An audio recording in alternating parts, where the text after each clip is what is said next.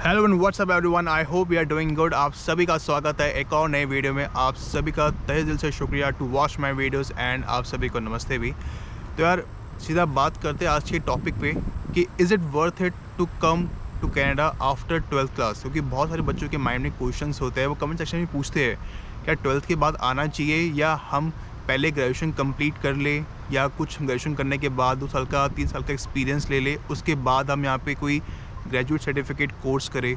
और बहुत बच्चों के माइंड में ये भी होता है कि यार हमें कनाडा आना तो है ही, तो हम +2 के बाद ही आ जाते हैं।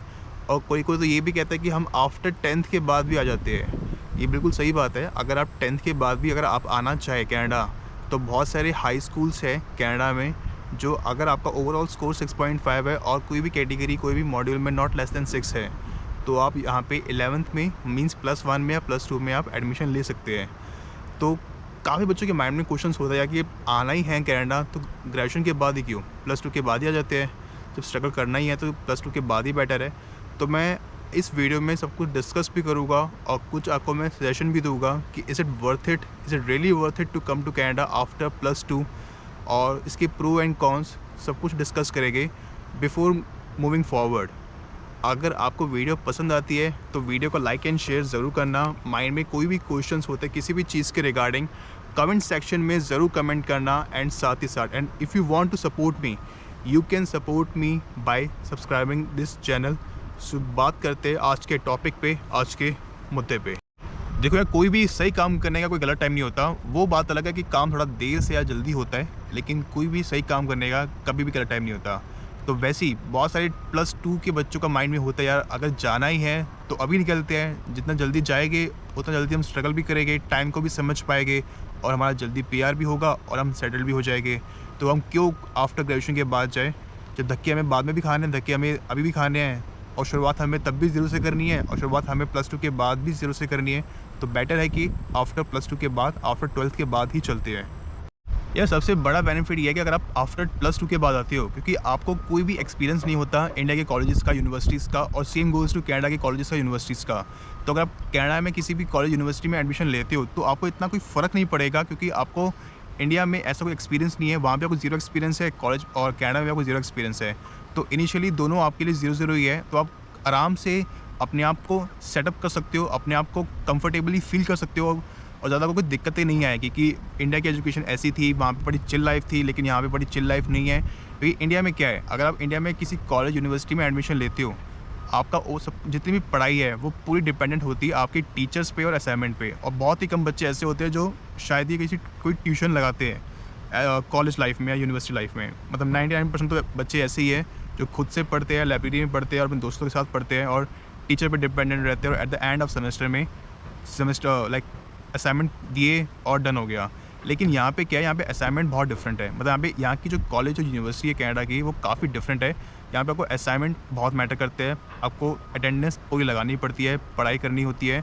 साथ ही साथ इंडिया में क्या होता है कि इंडिया में जॉब नहीं करनी होती at the time of college में, यूनिवर्सिटी में, क्योंकि आप माँ बाप है, आपको घर में ऐसा कोई इतना लेना देना नहीं होता।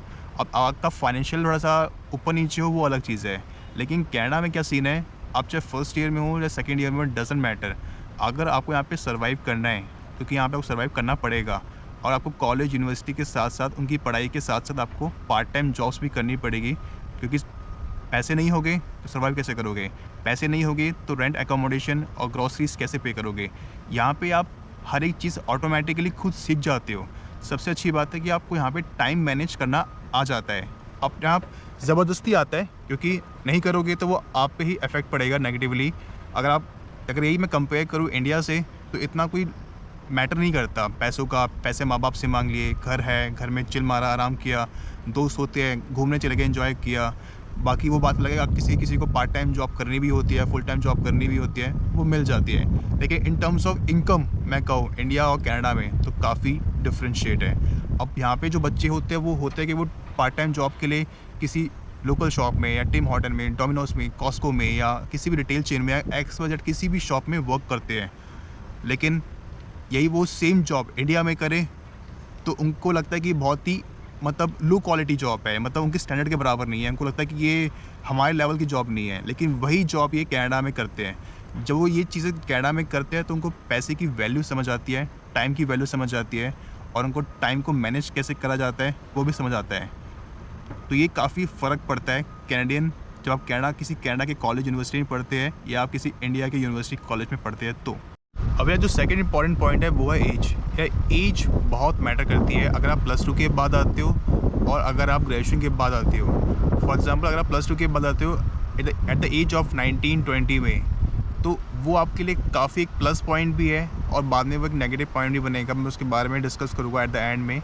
प्लस पॉइंट कैसे है कि इस एज में आपको मैच्योरिटी लेवल काफ़ी आपका इंक्रीज़ हो जाता है, क्योंकि आपको समझ आता है कि मुझे टाइम कैसे मैनेज करना है, मुझे इनकम कैसे मैनेज करनी है, इनकम कैसे जनरेट करनी है और उस पैसे जो मैंने जनरेट किया है मुझे उसको स्पेंड कैसे करना है, क्योंकि पूरे मंथली में। क्योंकि आपको पता है कि मेरे पास अगर मैं इतना काम करूँगा, इतने आवर्स काम करूँगा, मेरी इतनी इनकम जनरेट होगी, तो इतना पैसा मेरा रेंट एकोमोडेशन में जाएगा, ग्रॉसरीज पे जाएगा, पब्लिक ट्रांसपोर्टेशन में जाएगा।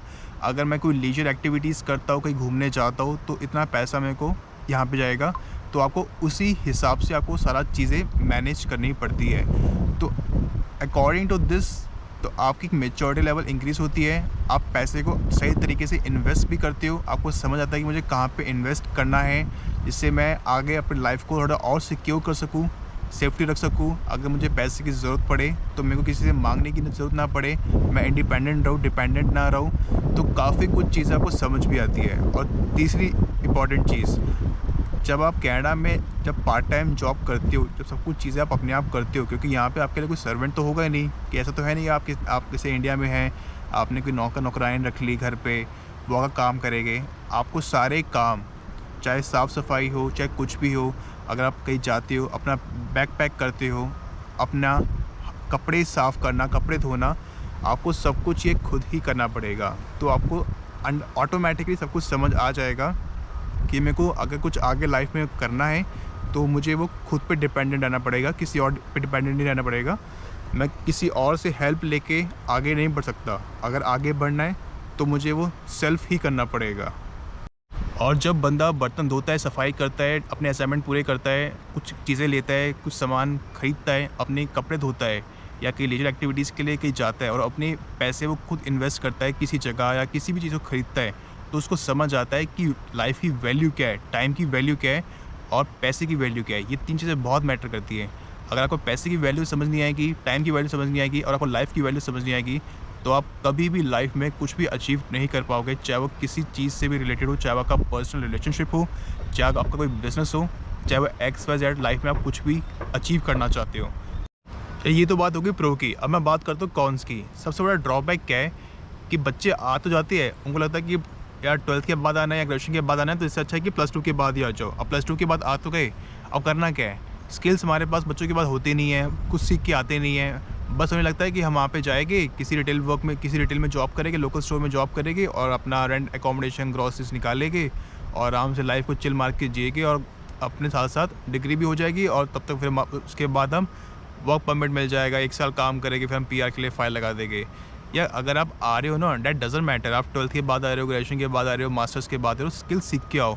चाहे कोई भी स्किल्स हो, जितने ज़्यादा स्किल्स हो गए वो उतना ज़्यादा आपके लिए बेटर है, पर्सनली भी प्रोफेशनली भी। स्किल्स सीख के आओ, लाइक पावर के, शेफ़ के, प्लम्बर के, मैकेनिक के, रूफिंग के, बहुत सारे फॉकलिफ्ट के, या स्विमिंग सीख के आओ, जिम सीख के आओ, जब जिम कैसे करते हैं, जिम अगर फिटनेस फ्रीक हो तो, अगर नहीं हो तो कोई इशू नहीं, चलेगा। बाकी ये शेफ़ के रिगार्डिंग वर्क सीख के आओ, या को पर्सनली भी हेल्प करेगा, प्रोफेशनली भी हेल्प करेगा। बहुत सारी स्किल बेस्ड जॉब होती है जो आपको बहुत हेल्प करती है, जो आपको अच्छा खासा अर्न करके देती है, चाहे आप आफ्टर 12th के बाद आ रहे हो, ग्रेजुएशन के बाद आ रहे हो या मास्टर्स के बाद आ रहे हो। जितने ज़्यादा स्किल्स होगे उतने ज़्यादा आपके पास ऑप्शंस होगे, आपके पास अपॉर्चुनिटीज़ होगी और अच्छा खासा अर्न कर पाओगे पर आवर के हिसाब से, और उतनी ज़िंदगी आप अपनी चिल मार के पीसफुली लाइफ अपनी जी पाओगे। देखो, कोई भी काम यहाँ पे छोटा बड़ा नहीं होता, चाहे वो कहीं भी करो, आप अपनी होम कंट्री में करो, कनाडा में करो, वो बात लगेगा कि आपकी सोच छोटी होती है, कि आपका नज़रिया छोटा है उस चीज़ को देखने में।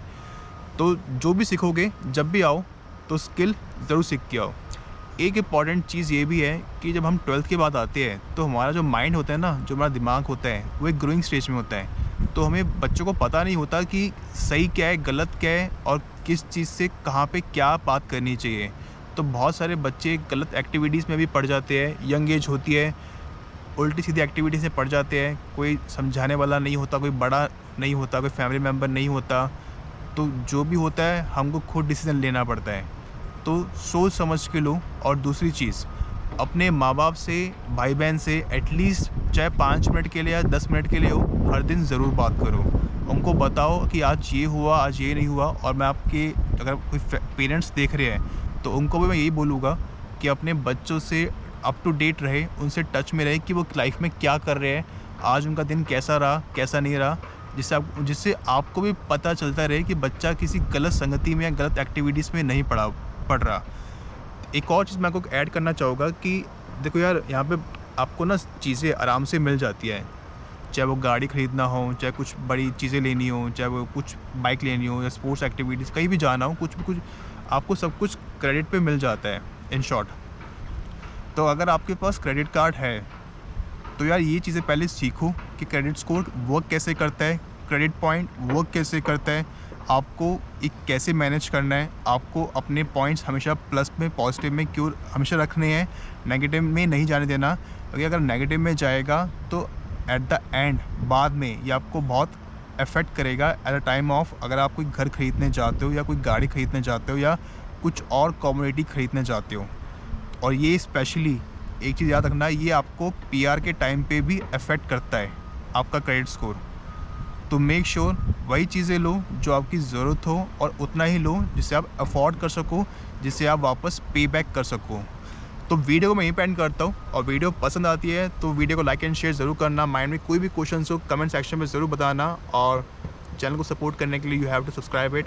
तो मिलते हैं नेक्स्ट वीडियो में, तब तक के लिए goodbye, have a great day and enjoy your life, take care.